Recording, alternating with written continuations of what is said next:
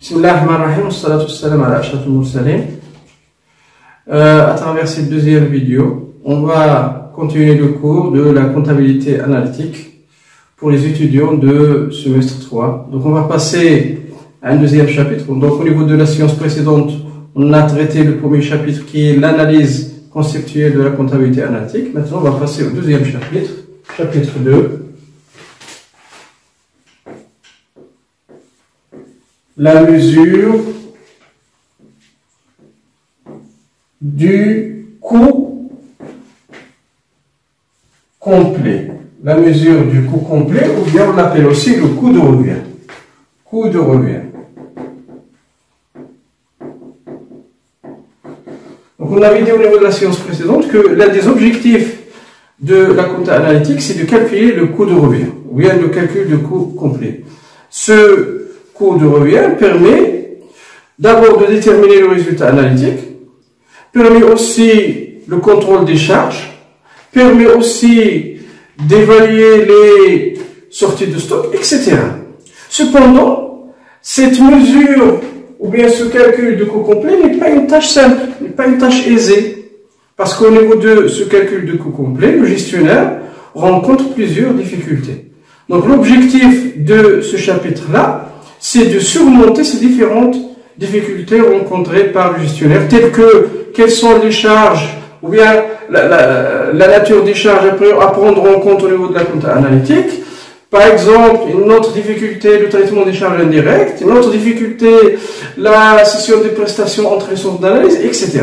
Donc, comme je l'ai dit, au niveau de ce chapitre-là, on va essayer de surmonter ces différentes difficultés. Donc, on va passer à la première section, section 1. Section 1, la nature des charges, prises en compte en comptabilité analytique. En comptabilité analytique. Donc section 1. La nature, je répète, la nature des charges prises en compte en comptabilité analytique. Donc on avait dit au niveau de la séance précédente, la séance 1, on a dit que la source de la comptabilité analytique, c'est la comptabilité générale. C'est-à-dire pour calculer le coût de revient, la comptabilité analytique doit se baser sur les charges de la comptabilité générale. Cependant, toutes les charges de la comptabilité générale ne concourent pas là au calcul de coût de revient. Ces charges-là, de la comptabilité générale, doivent subir des modifications. Donc, des modifications sont nécessaires sur les charges de la comptabilité générale pour arriver aux charges incorporables de la comptabilité analytique. Donc, d'où on a le schéma suivant.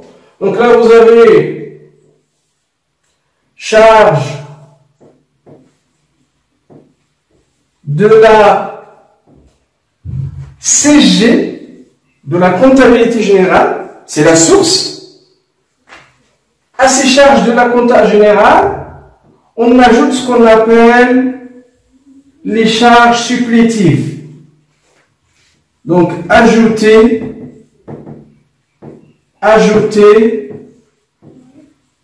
les charges qu'on appelle les charges supplétives. On va les voir par la suite. Donc, ajouter les charges supplétives. Donc, ces charges supplétives n'existent pas en comptabilité générale, du fait de leur caractère fictif. Mais, le gestionnaire estime que ces charges supplétives sont nécessaires pour le calcul de coût complet ou bien pour le calcul de coût de revient. Donc, première étape, ajouter les charges supplétives. Deuxième étape, retrancher ce qu'on appelle, donc retrancher les charges non incorporables, retrancher les charges non incorporables, retrancher les charges non incorporables. Ces charges non incorporables existent au niveau des charges de la comptabilité générale. Mais le gestionnaire estime que ces charges ne doivent pas entrer dans le cadre de calcul de coût de revient, elles ne sont pas raisonnables. On va voir pourquoi par la suite. Donc, retrancher les charges non incorporables Et la troisième étape,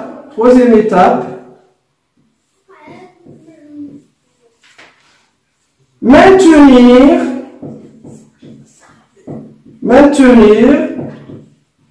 certaines charges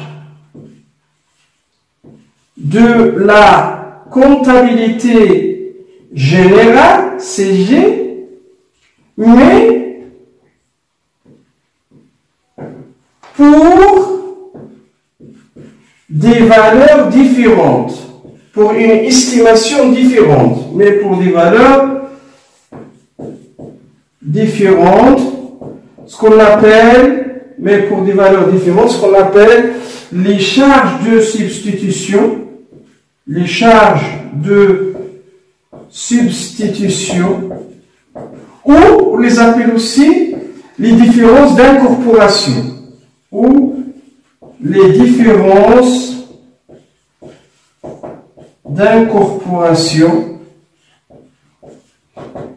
Et on arrive aux charges de la comptabilité analytique. Donc là, vous avez charge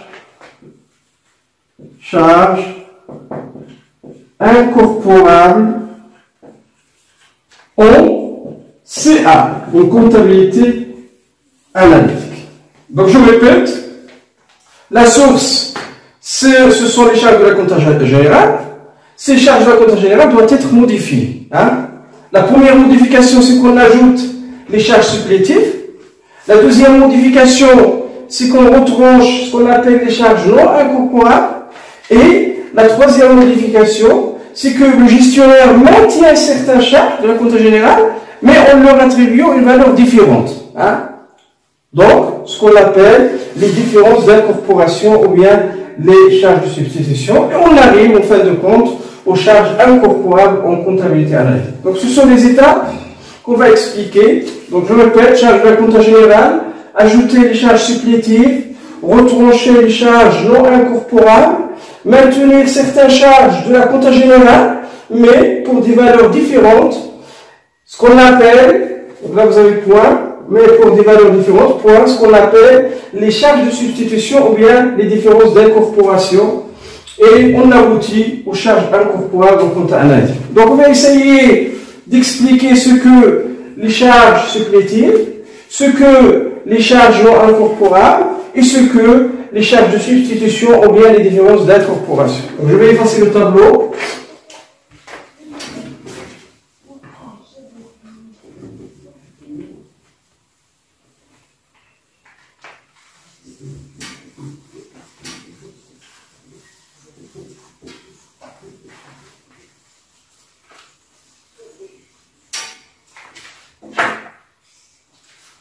Donc, paragraphe 1, les charges supplétives. Donc, comme on avait dit, les charges supplétives, ce sont des charges qui n'existent pas en comptabilité générale, mais que le gestionnaire estime qu'elles sont nécessaires pour le calcul du coût complet ou bien le coût de revient. Donc, au niveau de ces charges supplétives, on a deux éléments. On a la rémunération des capitaux propres à un taux conventionnel. C'est le premier élément. Le deuxième élément, c'est la rémunération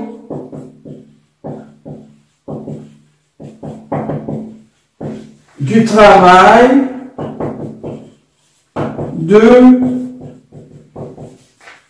l'exploitant. Donc, concernant le premier élément, la rémunération des capitaux propres à un taux conventionnel, le gestionnaire fait une comparaison entre deux éléments, entre les capitaux étrangers et les capitaux propres. Donc là, vous avez les capitaux étrangers, c'est-à-dire les emprunts, les capitaux étrangers conduisent au paiement intérêts, hein, conduisent au paiement des intérêts qui sont enregistrés au compte général. Hein. Donc les capitaux étrangers ne sont pas gratuits. Donc la rémunération des capitaux étrangers, ce sont des intérêts. Donc le gestionnaire fait la comparaison entre ces capitaux étrangers et les capitaux propres. Les capitaux propres ne sont rémunérés que par les bénéfices. Donc, rémunérés par les bénéfices. Mais le problème, c'est que parfois, l'entreprise réalise des pertes. Donc là, pour mettre sur le même pied d'égalité entre les capitaux étrangers et les capitaux propres, le gestionnaire introduit dans les charges de la compta analytique une rémunération fictive des capitaux propres. Donc là, c'est la raison pour laquelle vous avez la rémunération des capitaux propres à un taux conventionnel. Là, on met sur le même pied d'égalité entre les capitaux étrangers et les capitaux propres. Les capitaux étrangers sont rémunérés par des intérêts, alors que les capitaux propres ne sont rémunérés que par les bénéfices. Donc, pour mettre sur le même pied d'égalité ces deux capitaux, on crée ce qu'on appelle une rémunération des capitaux propres à un taux conventionnel qui est proche des intérêts. Là, la première comparaison, ce qui a entraîné à ajouter cette rémunération des capitaux propres pour calculer le coût de revient ou bien le coût complet. Deuxième élément, c'est la rémunération du travail de l'exploitant. Là aussi, le gestionnaire fait la comparaison entre les sociétés de capitaux, d'une part, et les sociétés de personnes ou les entreprises individuelles, d'autre part. Donc là, vous avez, au niveau des sociétés, donc au niveau de l'entreprise individuelle, où les sociétés de personnes, le dirigeant est rémunéré par le bénéfice. Il n'y a pas autre rémunération. Donc la seule rémunération de dirigeant de l'entreprise individuelle et de société de personnes, c'est le bénéfice. Donc rémunéré par le bénéfice.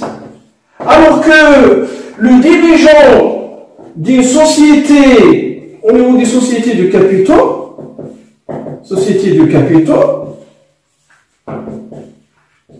au niveau de sociétés de capitaux, le dirigeant est considéré fiscalement comme salarié. Par conséquent, la rémunération attribuée pour le dirigeant d'une société de capitaux est considérée comme une charge enregistrée en compte général. Donc, d'où, là, pour mettre les deux sociétés sur le même pied d'égalité, on doit ajouter, pour calculer le coût de revient, une rémunération fictive du travail de l'exploitant. Donc, pour cela, le gestionnaire ajoute au calcul du coût de revient la rémunération du travail de l'exploitant. Donc là, l'entreprise individuelle, la société de personnes rémunérée par les bénéfices. Là, la rémunération de dirigeants d'une société de capitaux est considérée comme étant une charge enregistrée en comptabilité générale. Donc, d'où ces deux éléments-là sont ajoutés aux charges de la compta générale. Donc, ces deux éléments constituent ce qu'on appelle les charges supplétives. Donc, je répète, vous avez la rémunération des capitaux propres à un taux conventionnel et vous avez la rémunération du travail de l'exploitant. Donc, ça concerne le premier traitement. Le premier élément, ce sont les charges supplétives. Je vais effacer le tableau pour passer au deuxième élément, qui sont les charges non incorporables.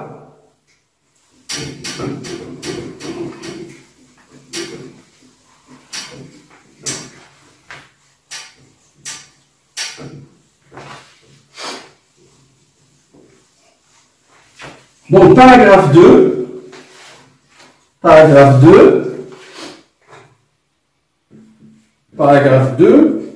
les charges non incorporables. Les charges non incorporables. Donc les charges non incorporables, ce sont des charges qui existent en comptabilité générale, qui sont enregistrées en comptabilité générale. Mais le gestionnaire estime que ces charges-là ne doivent pas faire partie des charges qui permettent de calculer le coût de revient. C'est-à-dire doivent être exclues des charges de la compta générale pour passer aux charges de la compta analytique. Pourquoi elles doivent être exclues? Parce qu'elles, d'abord, ce sont des charges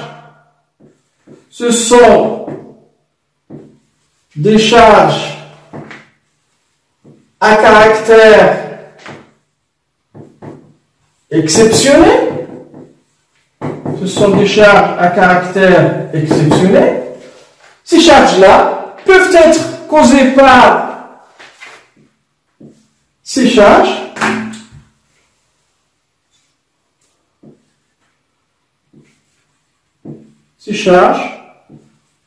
peuvent être causées par un sinistre ou par un événement extraordinaire. Donc les charges qui peuvent être causées par un sinistre, par exemple sinistre d'incendie, ou bien qui résulte d'un accident au niveau de l'entreprise, ou par un événement extraordinaire, ou par un événement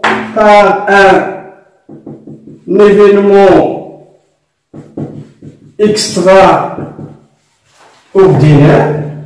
Exemple, inondation, tremblement de terre, etc. Tremblement de terre, etc. Donc ce sont des événements extraordinaires qui peuvent entraîner des charges. Ces charges-là sont, ou bien elles ont un caractère qui est exceptionnel. Donc ce sont des charges qui sont exclues des charges de la compta générale pour passer aux charges de la compta analytique, par conséquent pour déduire le coût complet ou bien le coût de revient. Donc ce sont des charges, donc les charges qui ont un caractère exceptionnel, ce sont des charges qui peuvent être causées par un sinistre ou par un événement extraordinaire. On trouve à ce niveau-là aussi ce qu'on appelle les charges non courantes sur opération de gestion. Les charges non courantes sur opération de gestion, ce sont les charges qu'on a vues au niveau de CPC. C'est la rubrique 65. Donc, charges non courantes sur opération de gestion. C'est la rubrique 65 au niveau qu'on a vu au niveau de CPC.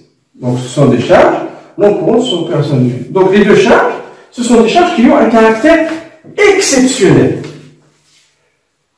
Deuxième raison, ce sont des charges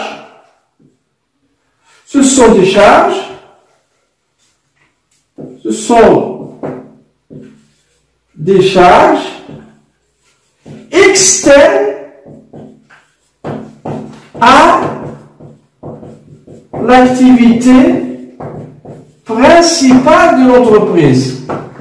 L'activité principale de l'entreprise. C'est-à-dire que les charges qui sont engendrées par une activité secondaire doivent être exclues du calcul de coût de revient.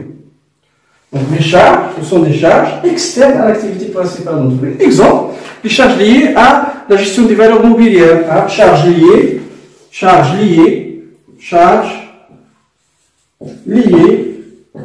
à la gestion des valeurs mobilières. Exemple, dotation aux provisions des titres. Provision des titres. Puis vous avez aussi les primes d'assurance. Les primes d'assurance. Toujours, je répète, ces charges-là, lorsqu'ils sont liés à une activité secondaire. C'est-à-dire qu'ils ne font pas l'objet d'activité principale. Donc, s'ils sont liés à une activité secondaire, doivent être exclus du calcul du coût complet. Là, vous avez les primes d'assurance, par exemple. C'est un exemple de charge externe à l'activité principale de l'entreprise.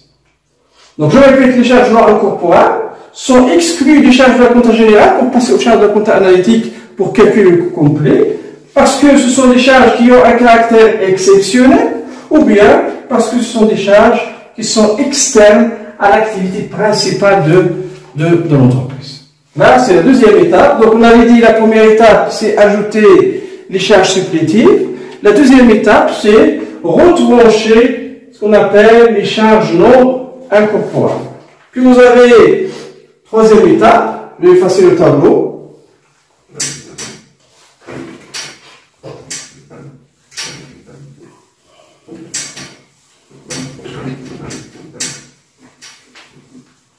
Troisième étape, ce qu'on appelle les charges de substitution ou bien les différences d'incorporation. Là, vous avez paragraphe 3, les charges de substitution, ou on les appelle aussi, ou différences d'incorporation.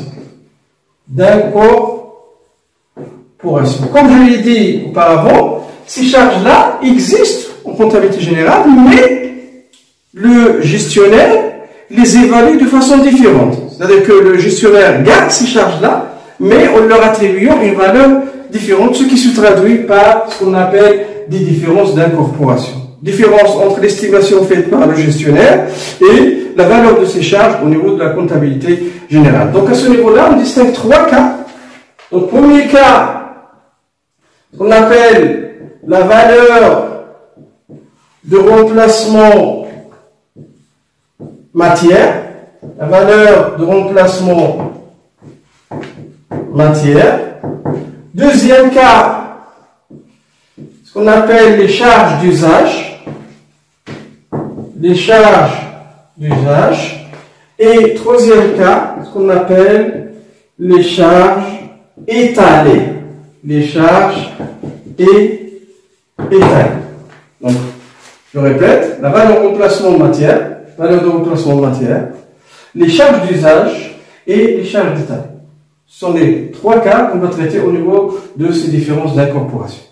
Donc, pour chaque cas, on va essayer de donner un exemple. Donc, je vais prendre le premier cas qui est, donc là, vous avez A, B, C. Donc, A pour la valeur de remplacement matière, B pour les charges d'usage, C pour les charges étalées. Donc, je vais prendre le petit A. Donc, A, la valeur de remplacement matière. Donc, lorsqu'on parle d'évaluation des sorties de matières premières, il y a plusieurs méthodes d'évaluation des sorties de ces matières premières. Donc, on va les voir par la suite au niveau de ce cours-là. Il y a ce qu'on appelle les méthodes de coût moyen pondéré, avec méthode de coût moyen pondéré fin période, et méthode de coût moyen pondéré après chaque entrée. Il y a aussi ce qu'on appelle les méthodes de l'épuisement du stock, avec ce qu'on appelle les méthodes FIFO, première entrée, première sortie, et les méthodes LIFO, dernière entrée, première sortie. Donc, entre ces différentes méthodes, il y a une méthode qui est préconisée par l'administration, qui est le coût moyen pondéré fin période. Mais, le gestionnaire a la possibilité d'utiliser des autres méthodes pour l'évaluation des sorties.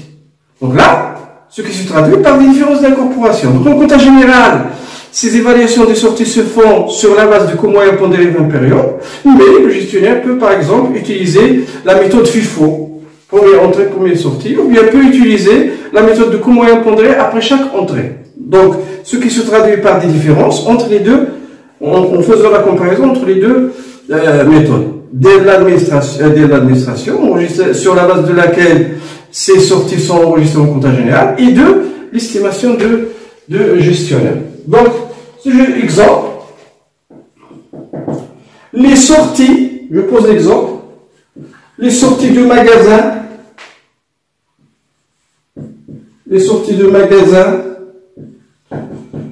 de matières premières MP, les sorties de magasins de matières premières, sont estimées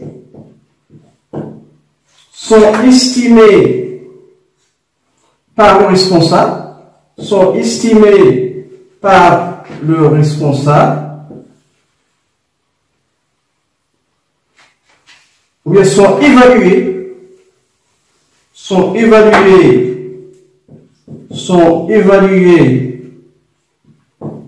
par le responsable pour un coût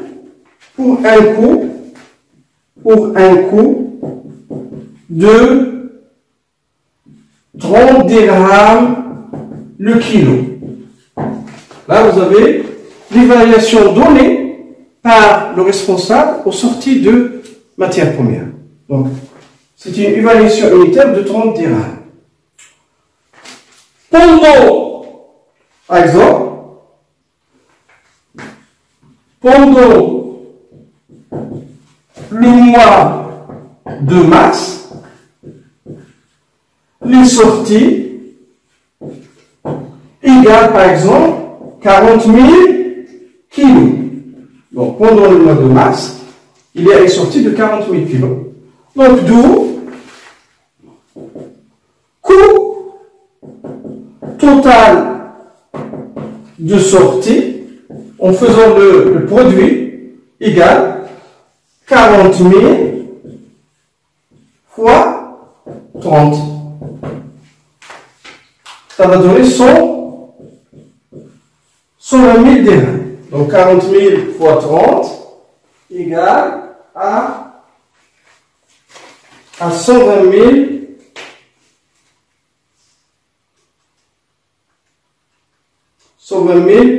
dirhams. Donc là, vous avez l'estimation faite par le gestionnaire, le responsable au niveau de l'entreprise. Or, là, vous avez l'estimation de la charge en compte général. Or, le coût réel de sortie selon la méthode coût moyen pondéré, CMP, et par exemple, et 28 dirhams le kilo. Donc là, vous avez l'estimation ou bien l'évaluation donnée par le responsable est de 30 dirhams le kilo, alors que au niveau de la compte générale, on a une évaluation de combien? De 28 dirhams le kilo. Donc, puisqu'on a 28 dirhams le kilo, par conséquent, les sorties, ce qui entraîne les sorties, ou bien le coût réel de sortie, le coût réel de sortie, égal à combien? Est égal à 40 000 fois 28. Donc 40 000, je vais faire le calcul. 40 000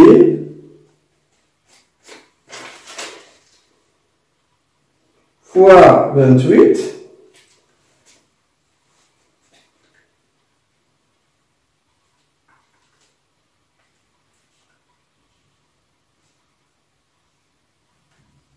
Donc égal.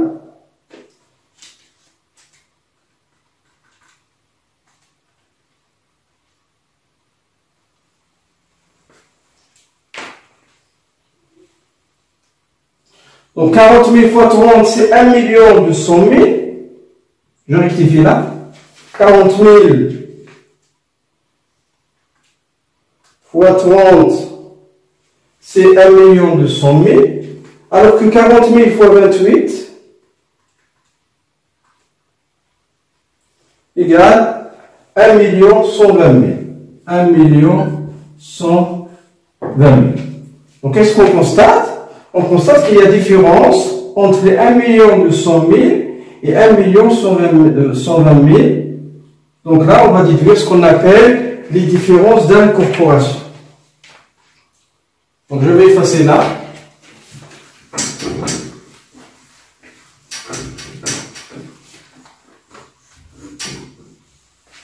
D'où une différence d'incorporation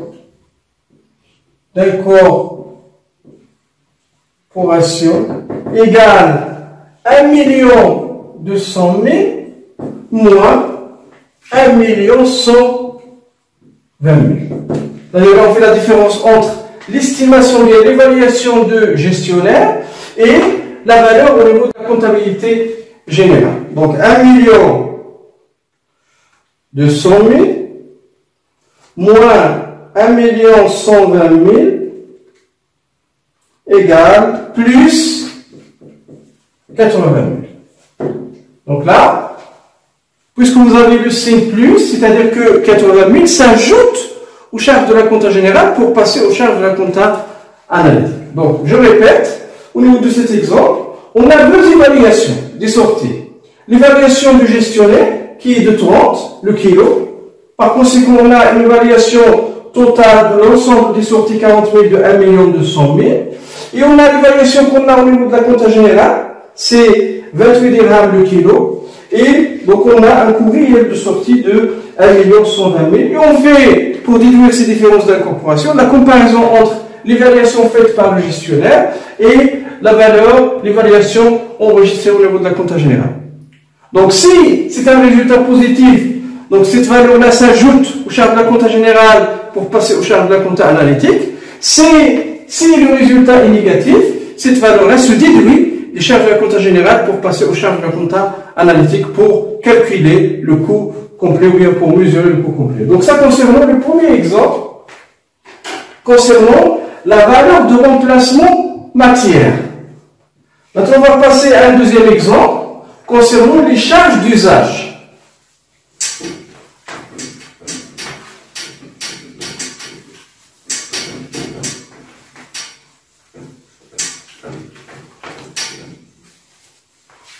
Donc les charges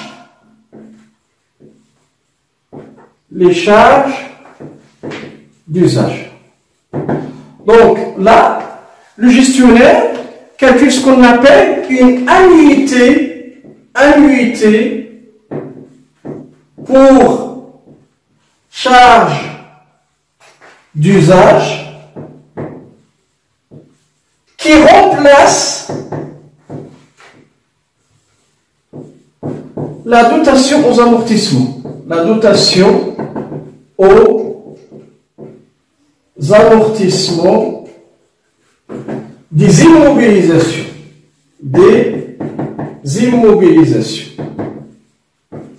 Donc, l'annuité pour charge d'usage, c'est une relation. Donc, annuité pour charge d'usage,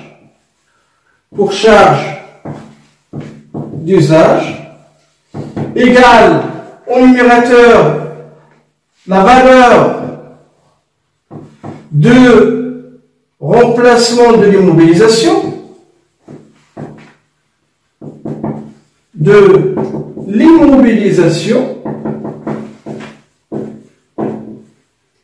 sur durée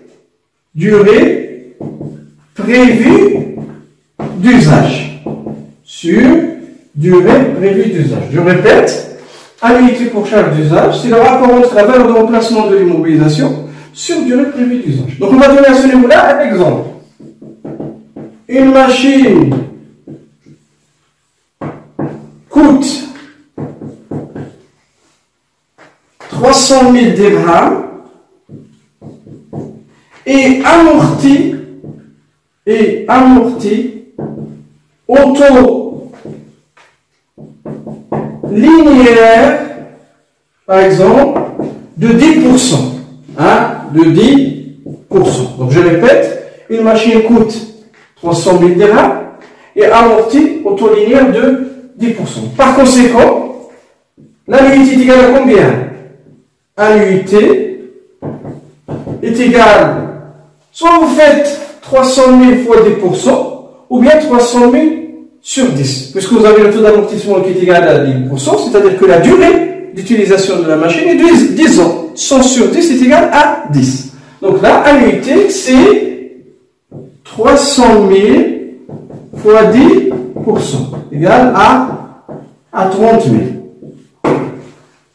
Donc c'est l'amortissement, la dotation d'amortissement enregistrée en compta général. Or, le responsable de production, estime que la machine vaut 350 000 dirhams et utilisée pendant 9 ans. C'est-à-dire que là, le gestionnaire, le responsable de l'entreprise, donne une autre évaluation. Donc, la valeur de la machine est de 350 000 et il est utilisé, sa durée elle est de 9 ans. Donc, on va déduire l'annuité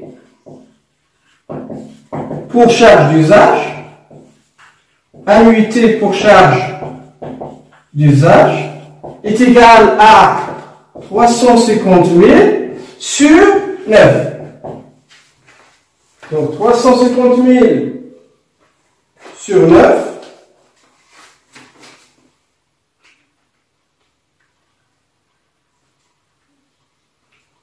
est égal à 38 000 environ 38 888,8. Donc là, vous avez l'estimation au niveau de la compta générale, c'est 30 000, la valeur de la dotation, et l'estimation faite par le gestionnaire est 38 888. Donc il y a différence entre les deux, d'où on va déduire aussi à ce niveau-là, je vais effacer cette partie-là, d'où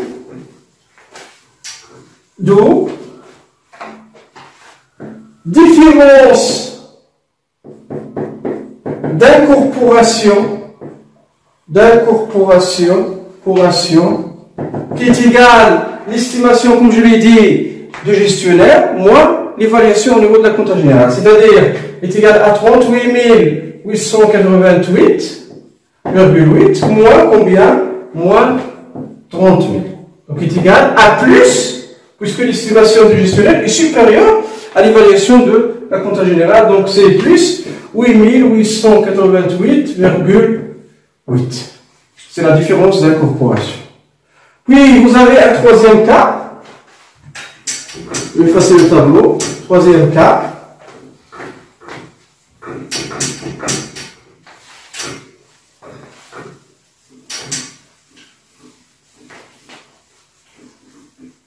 Troisième cas, ce sont les charges étalées.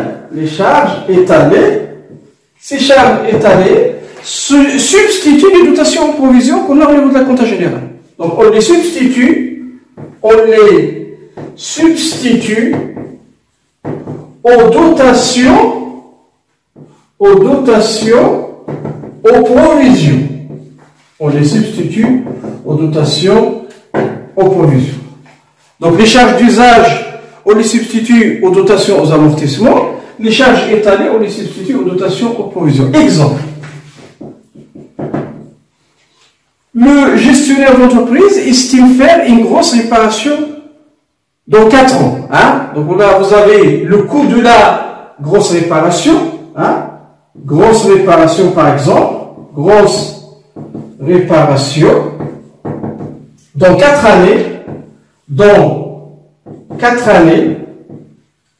est égal à 400 000 dirhams. Et là, le gestionnaire va se préparer à cette grosse réparation en constituant des provisions sur 4 ans, c'est-à-dire que dotation aux provisions est égale à 400 000, puisque vous avez 4 années, 400 000 sur 4 est égal à 100 000. Donc la provision à constituer chaque année est égale à 100 000 durant les 4 années. Mais au niveau d'un exercice comptable, il y avait des mauvaises conditions économiques. Hein? Donc, suite à des mauvaises, ou bien suite à une mauvaise conjoncture économique, suite à une mauvaise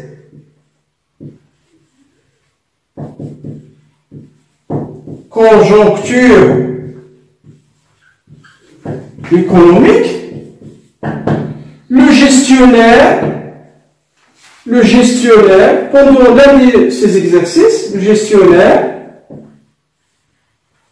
constitue une provision, par exemple, de 60 000 dirhams. Donc, la provision est enregistrée au niveau de la compta générale pour la valeur de 100 000, alors que pendant l'un des 4 exercices, suite à une mauvaise conjoncture économique, le gestionnaire a constitué une provision seulement de 60 000 dirhams. Donc, comme vous le constatez, il y a une différence d'incorporation. D'où différence d'incorporation qui est égale l'estimation du gestionnaire, c'est-à-dire 60 000, moins l'évaluation de la compta générale, c'est-à-dire 100 000. Donc là, vous avez le résultat négatif de combien? Moins 40 000. C'est-à-dire que pour passer des charges de la compta générale aux charges de la compta analytique, le gestionnaire doit déduire les 40 000 de charges de la compta générale pour passer aux charges de la compta analytique. Donc on s'arrête à ce niveau-là. La séance prochaine, on va essayer de faire quelques exercices à ce niveau-là. Assalamu alaikum wa rahmatullahi wa barakatuh.